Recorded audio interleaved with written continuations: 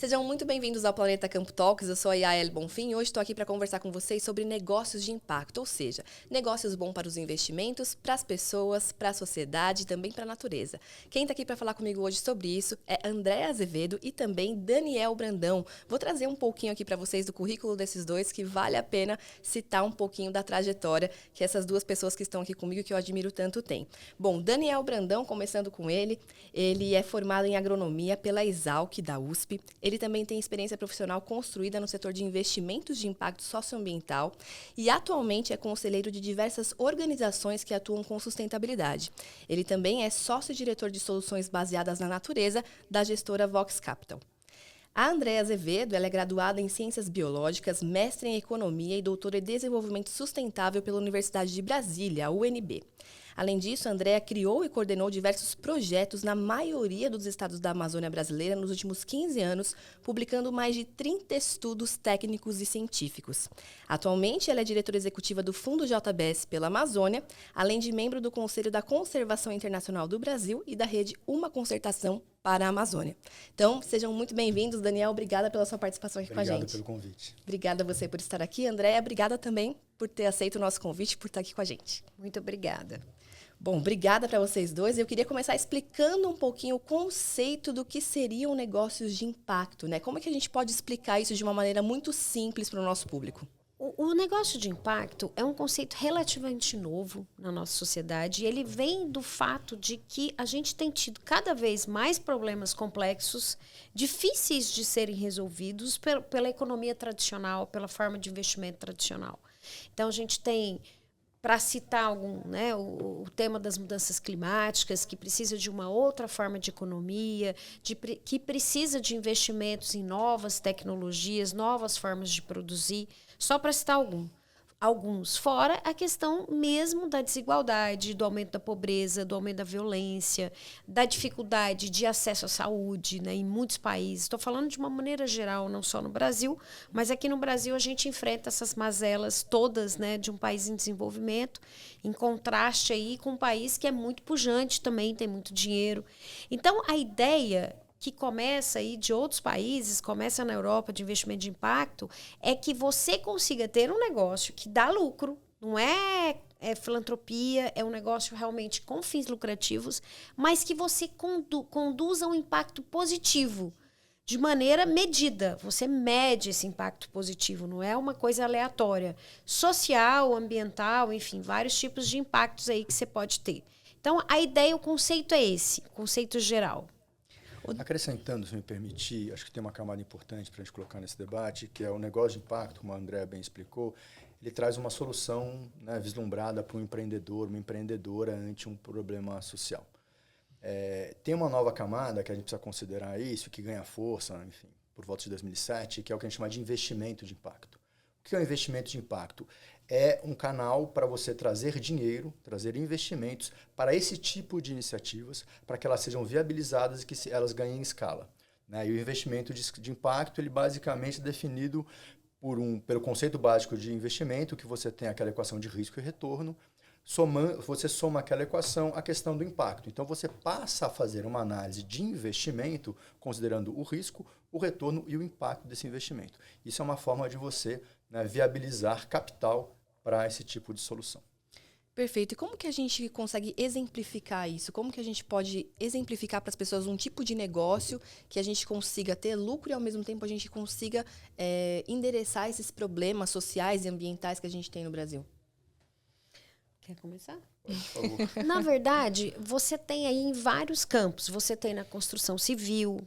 Aqui no Brasil, você não tem tantos casos grandes, né? Isso está começando agora.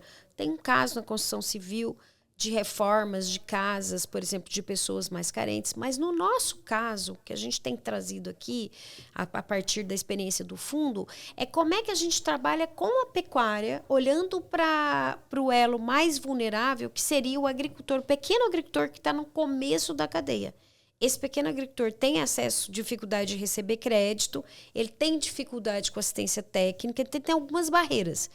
Quando a gente começou a pensar em um negócio de impacto, é como é que a gente ajuda esse produtor com um negócio, quer dizer, para que ele realmente melhore a sua renda e que ele consiga superar esses desafios. Foi daí que nasceu a ideia, né, que a gente vai falar um pouco mais aqui, do Juntos e da primeira empresa de impacto ligada a isso, que é a Rio Capim, Agro Silvo Pastoril.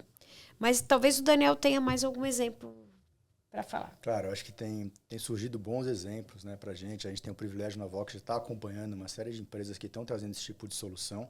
E, assim, tem diferentes teses, né? Então, a Andrea traz uma tese, né, dessa inclusão habitacional, por exemplo, que é você dar acesso, né, à moradia para as pessoas. A gente tem trabalhado também com uma tese, por exemplo, de inclusão financeira, né, que é, inclusive, uma das teses originais da Vox Capital, que é uma empresa que faz 15 anos esse ano. O que é a inclusão financeira? É como é que você cria um mecanismo, uma tecnologia para pessoas hoje que estão desbancarizadas, ou seja, elas não têm acessos básicos a serviços bancários, a serem incluídas nesse sistema. Né? Para você ter formas, para você simplesmente poder pagar uma conta, diminuindo o seu deslocamento ou o seu custo para pagar uma conta. Porque às vezes você está num rincão que você não tem acesso àqueles serviços. Então tem tecnologias que a gente tem investido, por exemplo, que estão olhando para isso. Ou questão de inclusão educacional, né? Sistemas. A gente tem uma empresa muito interessante também que trabalha com jovens, né, de camadas populares, né, economicamente desfavorecidos, dando acesso a eles a formações no campo tecnológico, digital, que é essa nova fronteira, trazendo com isso, né, uma camada de empregabilidade para esses jovens de uma maneira radicalmente acessível em custo. Né? Agora, esse jovem, em algum momento da sua trajetória, ele vai pagar por essa formação recebida de uma maneira viável. E isso faz com que esta solução, com que esse acesso educacional que ele teve, também se torne uma solução financeira, porque ela tem um retorno econômico para as duas partes. Então, de maneira geral, acho que sim, é importante esses exemplos que ele traz em várias áreas, né, da sociedade, é que o negócio, ele tem, é o que o Daniel tinha falado antes, uma camada a mais, que é o impacto. E hoje, as empresas privadas, né, enfim, também os governos, eles têm, de certa maneira, esse compromisso com a sociedade, de melhorar. Se eu tenho um negócio hoje, a lógica é, eu preciso melhorar o mundo, melhorar a sociedade, não piorar. Sim. Então, vamos dizer, a razão, vamos dizer, mais conceitual da onde vem isso também é como é que o meu negócio melhora a sociedade, o planeta e etc. Melhora as pessoas, melhora a renda das pessoas, melhora a acessibilidade às oportunidades. Então, eu acho que todo esse guarda-chuva de oportunidades, ele está ligado a faltas, né? Também as faltas que a gente tem a partir do nosso sistema de modelo de desenvolvimento. Então, a empresa, ela pode usar isso de diversas formas, inclusive tendo retorno com isso, né? Eu acho que é um conceito muito inovador, muito revolucionário, porque imagina, a gente tem que tirar essa lógica que levou o nosso planeta e a nossa economia a tantas mazelas. Como é que você muda essa lógica? Então, é uma mudança de mindset na forma de investir. Sim. A Vox tem defendido, desculpa, mas tem uma questão interessante. A gente tem defendido há muito tempo que, no fundo, assim, todo investimento tem impacto. A questão é que a gente não sabe qual que é esse impacto. E muitos desses impactos são negativos. Quando a pessoa faz um investimento num banco, em alguma opção financeira, esse recurso vai para algum lugar. Nós não sabemos para onde vai esse recurso. E muitas vezes, vou usar um exemplo fácil aqui, esse recurso pode ir para uma ação que vai comprar termoelétrica. E termoelétrica vai contribuir negativamente com as mudanças climáticas. Uhum. Né? Então, o que André e eu temos trazido para cá, acho que tem duas dimensões. Primeiro, que esse impacto ele seja direcionado para uma ação positiva para as pessoas e para o planeta. E dois, muito importante, que a gente conheça qual que é esse impacto. Que a gente saiba para onde esse recurso está sendo gerado e a gente tem informação sobre o que tem sido transformado a partir desse dinheiro. Agora, como entrar num modelo de negócio como esse? Como funcionam esses modelos de negócio, né? Quais são as contrapartidas da empresa? Como é que ela escolhe qual negócio que ela vai entrar? Quais os riscos envolvidos nisso? Como funciona normalmente esse tipo de negócio de impacto? Tem diferentes modelos de negócio, né? E você também tem diferentes estruturas financeiras para trabalhar, né, essa agenda. Acho que a gente falou aqui, os exemplos que a gente trouxe, eles estão mais próximos ao que a gente tem chamado das startups. né, ou das organizações inovadoras, né, empreendedoras e etc. E aí esse é um modelo de negócio onde, em geral, você tem um grupo de fundadores visionários que tem ali uma ideia, que vem um problema social, que entendem que aquele problema social ele pode, né, vir junto ao mercado e gerar uma oportunidade, né, para todas as partes.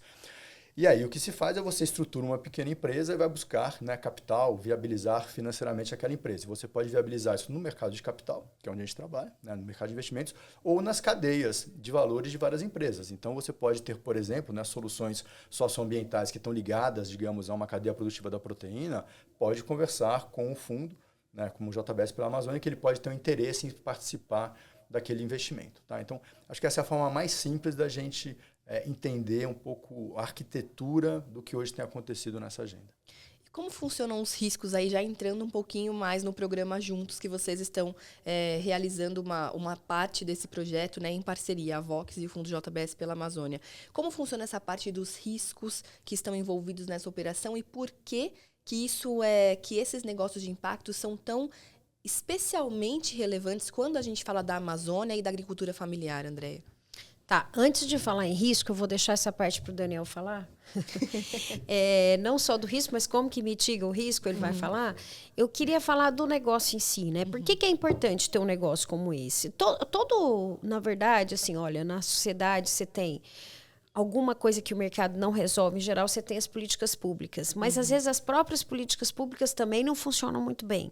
Então, acho que é importante dar um contexto do que a gente está falando. A Amazônia, hoje, ela é responsável por 42% de todo o rebanho comercializado no Brasil, de gado, bovino. A gente tem, na cadeia da pecuária, para seu público com certeza deve conhecer, você tem no Brasil, essa cadeia ela é bem fragmentada. Em geral, você divide a cadeia em cria, recria e engorda. Os maiores investimentos estão na parte da recria e da engorda. É onde aí você tem fundos, onde os bancos investem mais. A parte da cria, que geralmente, pelo menos metade da cria está na mão do pequeno produtor, ela é uma parte mais difícil de receber investimento. É pouco investida. A Farinha Lima não investe muito nessa parte. E ela é uma parte em que você tem uma margem um pouco menor. E é onde está concentrada a agricultura familiar. Então, o que a gente gostaria com o programa que a gente lançou? A gente gostaria de reposicionar esse pequeno produtor dentro da cadeia. Então, o que a gente tem feito em termos de negócio é criar alternativas para esse pequeno produtor se alongar mais a cadeia, ou seja, trabalhar na cria, na recria, eventualmente até na engorda. Isso precisa de financiamento. Ou criar também estruturas, que são esses negócios, que é esse negócio que a gente ajudou a criar, né, junto com o Valmir Ortega, que é o proprietário, que é o empreendedor que empreende na Amazônia. A gente ajudou a criar um negócio em que ele vira parceiro desse pequeno produtor. E ele trabalha os principais obstáculos ou dores que esse pequeno produtor tem, que é a falta de acesso a crédito, que é a falta de assistência técnica, que é conseguir comprar um insumo mais barato. E se ele tiver algum problema de compliance ambiental, regularização ambiental, esse negócio apoia também. E também, obviamente, ajuda na comercialização, com rastreabilidade, com novas tecnologias, com tecnologias de melhoria de pasto, etc. Para isso, esse produtor também precisa de uma política pública, que é chamada PRONAF, que é um dinheiro que ele vai reformar a sua pastagem para ela ficar mais produtiva, para fazer um sistema rotacionado e etc. Então, os modelos que a gente está criando sempre precisa de política pública, mas também investimento privado. Né? Algo que eu não falei antes, mas que o dinheiro do investimento privado hoje é o maior dinheiro que circula. Né? Circula muito recurso de investimento privado. São grandes somas. O que a gente quer com o negócio de impacto é que uma parte desse dinheiro vá para dentro dessa bolha do impacto que precisa de se expandir também, né? Então, eu quis ilustrar que os negócios, não só o modelo, tem vários modelos, a gente espera que a gente consiga apoiar diversos modelos de negócio, eles precisam, na verdade, de acontecer e precisam de acontecer em escala. A gente está começando com esses modelos em que a renda do pequeno produtor dentro da cadeia da pecuária, ela aumenta mais ou menos 6 vezes. Ou seja, você já tem tecnologia. Só que no Brasil, só 20% de quem trabalha com pecuária, dos produtores, tem acesso a essas tecnologias. Então, é algo viável. Você tem que estruturar o fluxo de recurso e, obviamente, ter assistência técnica, que é uma das coisas que mitiga risco, né? Ter acompanhamento e monitoramento de como que esses negócios vão se expandindo dentro do mercado. E dessa Daniel maneira pode falar mais de risco. Sim, dessa maneira a gente dá atração ao que a gente tanto fala de desenvolvimento sustentável, né? Porque daí, finalmente, a gente realmente consegue colocar investimento pesado, de fato, nesses projetos também, né, Andréia? Exatamente. Hoje a gente tem um gargalaço enorme, que é assistência técnica. O crédito, ele existe. Agora, acabaram de ser aprovado semana passada 76 milhões de Pronaf. Bilhões, perdão. Para o Pronaf. Uma parte disso vai para a pecuária, mas não é a gente precisa redirecionar o que vai para a pecuária. Não é só para comprar gado, não é só o custeio. Você tem que ter esse dinheiro para reformar esse pasto que já está degradado. Sim. Né? Isso é super importante em termos de política pública. Com certeza. Né? Com certeza. Agora falando um pouquinho da parte do risco e tudo mais, Daniel. A pergunta é ótima, porque eu acho que ela abre uma série de coisas para a gente tratar. Mas eu vou tentar ser sintético aqui e vamos trabalhar em cima do que a Andréia está trazendo e muito dessa parceria que a gente tem feito, né, junto ao fundo. Quando você trabalha numa atividade rural, você tem um risco inerente, que é o risco climático. Ele está colocado, e são riscos que hoje... O risco é algo que ele é precificado, ou seja, quando você vai ao mercado, o mercado ele vai ver em que medida que aquilo existe, em que medida que o investimento ele é mais arriscado ou menos, e a depender do grau de risco, ele vai exigir um tipo de retorno específico. Então, o risco ele é precificado. Né? Então, é importante a gente ter ciência disso. Você tem um risco climático que está aí colocado, que é inerente à atividade, né? Mas já existe, né, algum desenvolvimento de tecnologias, né, de gramíneas, etc., manejo de solos. Né? O Brasil tem uma tecnologia incrível de manejo de solo que você consegue, em certa medida, mitigar algumas dessas questões. Né? Esse é um ponto importante.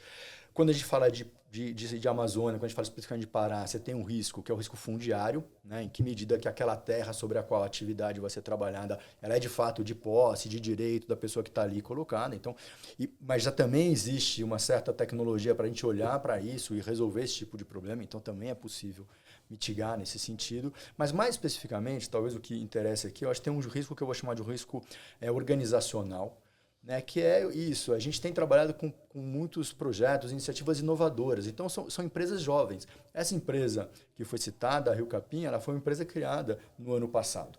Né? Então, ela está num processo de comprovar a sua proposta. Ela está num projeto de colocar a sua operação no chão e mostrar que aquilo funciona. Né? Quando alguns investidores olham para aquilo e observam que ainda é jovem, é emergente, que ainda não fez o que a gente chama de um ciclo completo produtivo, isso é avaliado como um risco importante pelo mercado. Então, essa é uma questão que a gente tem lidado e já vou trazer uma solução que a gente tem trabalhado para tratar dessa maneira. Né? Mas o risco da organização ele é importante quando ele é jovem ou quando você tem esse tipo de organizações que estão muito presentes na Amazônia, como uma série de cooperativas que estão pulverizadas, que são orçamentos menores, que tem uma governança, muitas vezes, um pouco mais frágil. Né? Então, isso também é visto como um risco organizacional. Como é que você trabalha isso? Você pensa o crédito junto a uma assistência técnica que não é só produtiva, mas uma assistência técnica que vai fortalecer também aquela organização na sua capacidade organizacional, etc, etc. E acho que tem o último risco, que é sempre observado, que é o risco operacional. Eu já citei um pouco isso, mas é em que medida que aquela ideia, aquela proposta de uma produção nova, de uma safra, de uma nova tecnologia, você consegue executá-la. Tá? Então, acho que essa é uma outra categoria de risco que tem sido tratada. Como é que nós, e aí eu digo nós porque a Andréia está super envolvida nisso, é uma das grandes lideranças e pioneiras nisso, acho que é importante citar, temos trabalhado essa questão. Existe hoje, né, uma abordagem, e é uma abordagem global, que a gente chama o nome em inglês, depois eu traduzo, mas é chamado de Blended Finance, ou finanças mistas. O que isso significa, de maneira simples? É quando você mistura dinheiros, finanças mistas. Então você tem um dinheiro que é um dinheiro que vem do mercado de investidores tradicional.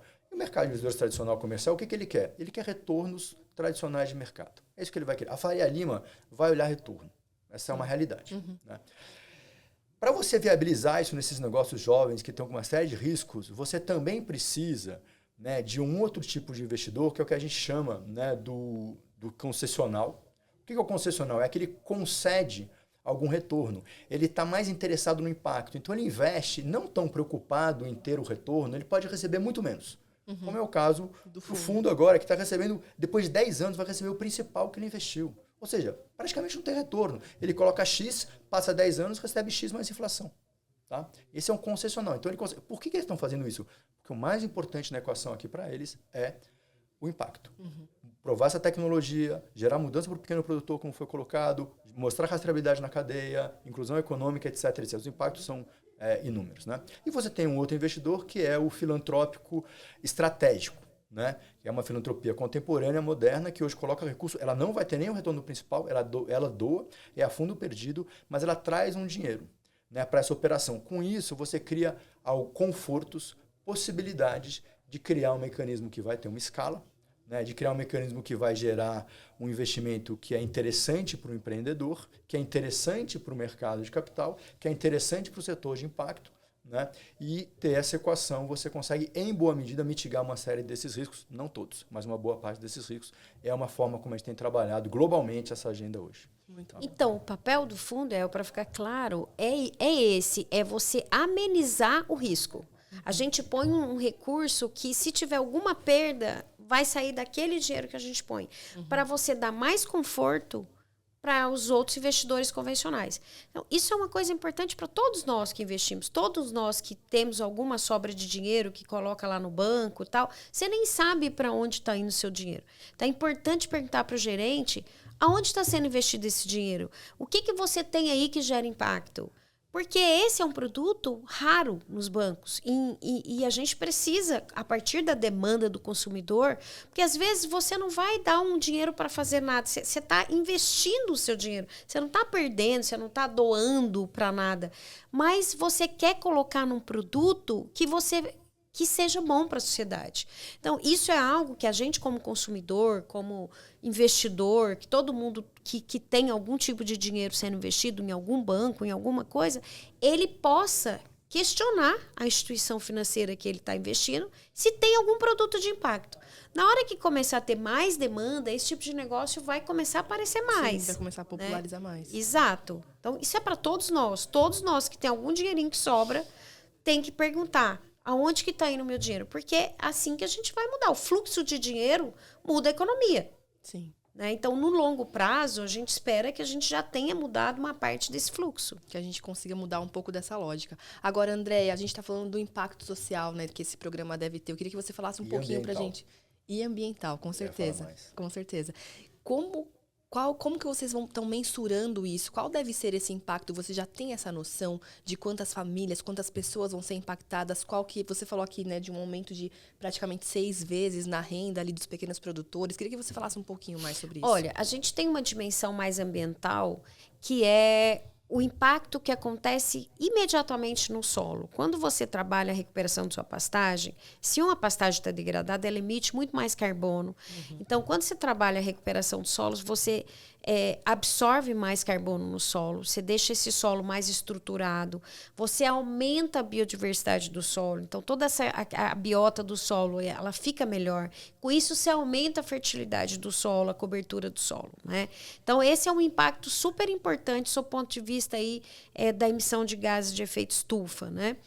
E tem também a questão sobre a pressão do desmatamento, né, André? Isso também exatamente. tem A outra ainda impacto ambiental é que você reduz... Quando você aumenta o seu... É aquela velha história já batida, né? Que ninguém cuida do verde quando está no vermelho. Muito produtor fala isso. Mas é mais ou menos assim. Se você ganha hoje R$200 por hectare numa pastagem degradada, mas você precisa de R$5.000 para reformar aquela pastagem, 5, 6 mil, você não vai fazer. Né? Você precisa de deixar esse solo melhor, etc. Então, você precisa de um investimento para fazer isso. Quando você aumenta a sua renda, esse é um outro impacto, aumento de renda, né? Um impacto social importante. Em tese, você não vai desmatar mais. Por que você vai desmatar mais? Correr o risco de levar uma multa, ficar fora do mercado, porque o frigorífico não quer também essa pessoa que está desmatando, se você pode ganhar mais no mesmo lugar. É o famoso poupa-terra na Amazônia. Você traz a sua produção para uma área maior, disponibiliza para uma área menor, disponibiliza essa outra área que você pode trabalhar com outras culturas. Você pode trabalhar com outras culturas agrícolas, você pode trabalhar com agrofloresta, você pode trabalhar... Hoje em dia, a cadeia da floresta começa a virar realidade na Amazônia, né? Então, você libera espaço para diversificação. Então, assim, só tem ganha-ganha na equação, né? Então, assim, o impacto ele é positivo do ponto de vista ambiental, ele é inclusive com redução de desmatamento, ele é positivo do ponto de vista econômico, para o produtor e com isso, obviamente, social, porque ele acaba melhorando a sua renda, fica mais digna, ele consegue ter acesso à educação melhor, à saúde, enfim, a outras coisas que ele possa... E as tecnologias, né? Com certeza. Agora, Daniel, eu estava dando uma pesquisada, né, na Vox e tudo mais. Além desse projeto que vocês têm com o fundo, vocês também têm um outro projeto só focado em recuperação de pastagens, né? Eu queria que você explicasse um pouquinho para a gente sobre esse projeto também. Perfeito. A gente tem a tese da recuperação de pastagem, inclusive é uma tese já federal, né? O governo, o MAPA, tem trabalhado fortemente essa agenda, o ministro Fávaro tem trabalhado exatamente, né, pregando que a gente tem a nova fronteira agrícola, e todos nós concordamos com isso, as pastagens degradadas, 40 milhões de hectares para serem recuperados. Então, assim, a Vox alinhada a isso, a gente tem essa tese. O que significa ter uma tese? Que a gente vai buscar uma solução, ou seja, alguém que está trabalhando com isso, que tem alguma coisa que trabalha com recuperação de pastagem, e investimento no mercado financeiro para unir essas duas pontas. O que a gente faz é exatamente unir essas duas pontas. Então, nós temos essa tese, sim, hoje no nosso portfólio de soluções baseadas na natureza.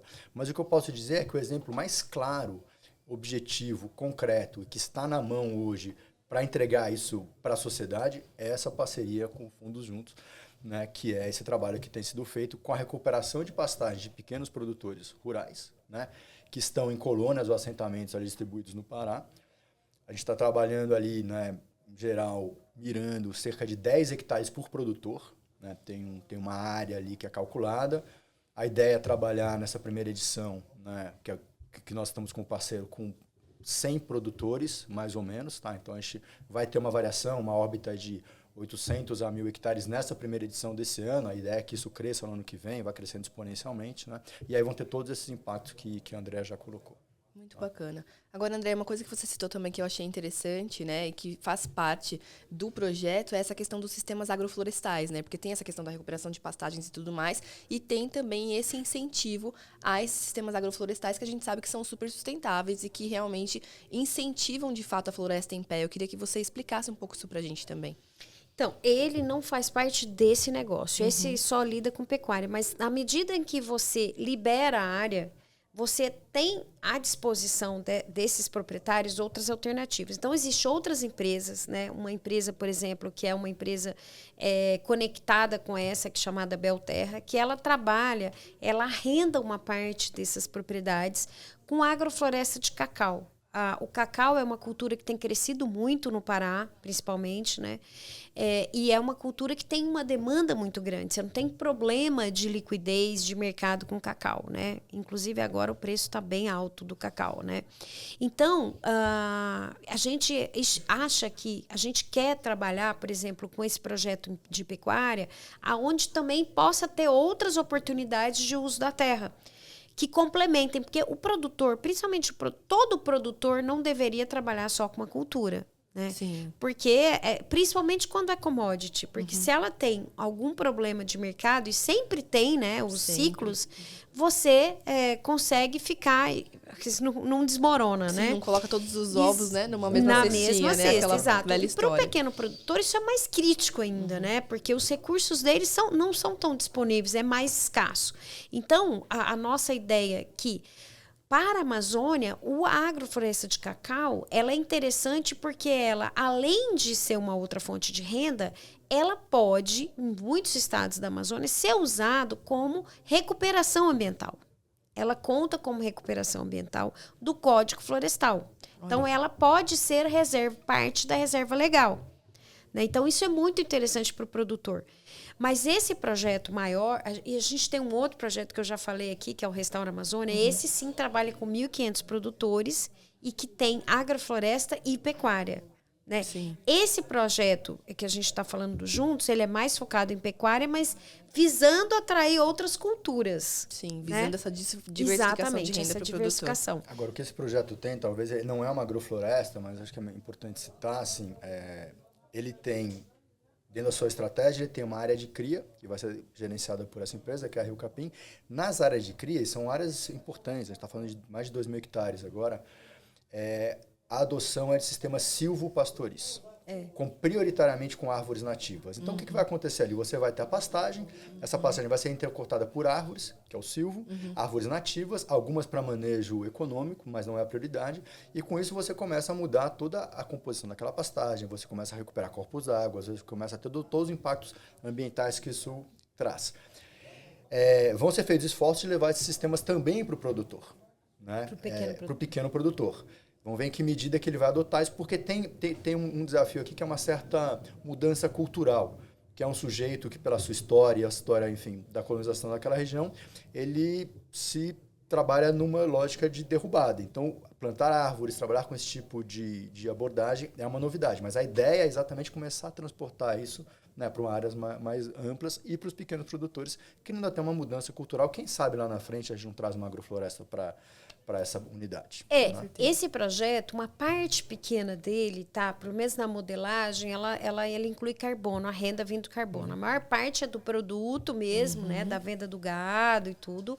Mas 7 a 8% a gente vai ser um projeto certificado para carbono. Então, é possível que em algum momento o produtor também possa ter uma parte da receita menor, mas vai ter de carbono. Até para a gente testar se esse sistema de carbono vai ou não servir para a agropecuária. Sim.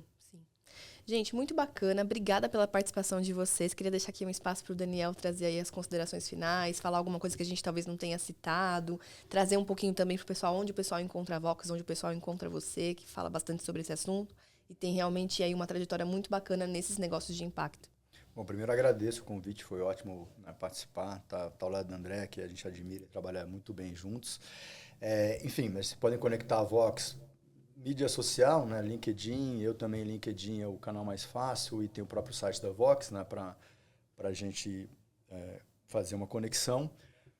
Eu diria o seguinte, acho que o meu recado final, assim, isso que a gente tem chamado de soluções baseadas na natureza, e é uma expressão, não é minha, é uma expressão do campo, Sim. É um esforço que a gente tem feito como sociedade para mitigar os impactos da mudança climática com inclusão social. Acho que isso é muito importante. A André tem uma defesa que eu acho brilhante. Ela fala, não é soluções baseadas na natureza, soluções baseadas nas pessoas e na natureza. Então, ela traz a inclusão do sujeito para cá, o que eu defendo. Mas o recado isso é jovem, isso precisa de muito esforço ainda. A gente não tem todas as soluções na mesa, mas é muito importante o engajamento, né, o interesse de investidores, o interesse de empreendedores para a gente construir isso no curto prazo, né, ter uma oportunidade da COP no ano que vem de levar ótimas soluções para lá, né, e construir aí algo que nos permita, enfim, seguir sustentáveis por longa data. Ser sustentável é infinitamente sustentável. Perfeito. Muito obrigada, Daniel. Agora, Andréia, traz um pouquinho para a gente aí o que você gostaria de deixar aqui de recado para o pessoal. Tá, meu recado de hoje é o seguinte. A gente tem um desafio, o Brasil tem um potencial enorme, todo mundo já fala isso, né, de ser o país agroambiental, e a gente tem um potencial de fazer isso com a pecuária. Não acho que a gente vai conseguir fazer isso sem a pecuária. 80% do uso da terra na Amazônia é com pecuária. Você pode até diminuir um pouco esse uso mais, onde está mais ineficiente, mas a gente tem que melhorar essa atividade. E melhorar essa atividade significa trazer o ator mais vulnerável nisso, que é o início da cadeia, que é o agricultor familiar.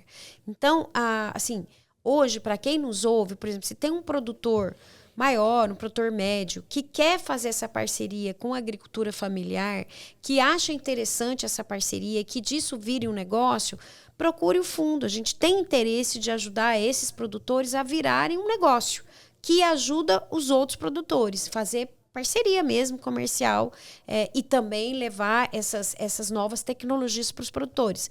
Então, na verdade, assim, eu acho que é um convite para ampliar essa rede de possibilidades, de modelo de negócio, em que a gente consiga testar se funciona, se não funciona. Por isso é interessante, o fundo é um lugar, é um espaço em que a gente consegue, como a gente não é uma instituição com fins lucrativos, a gente consegue testar modelos, né? Então, quem tem essa vontade, ou que já está começando alguma coisa assim... Ou até uma necessidade, né? Porque hoje em dia os frigoríficos estão demandando isso dos fornecedores diretos, né? Então, às vezes, acaba sendo uma necessidade do produtor também. Com né? certeza, esse é um arranjo que vai ser desejado por todos os frigoríficos. É um arranjo completamente rastreado, com qualidade e com dignidade para quem está dentro da cadeia. Uhum. É o que a gente espera.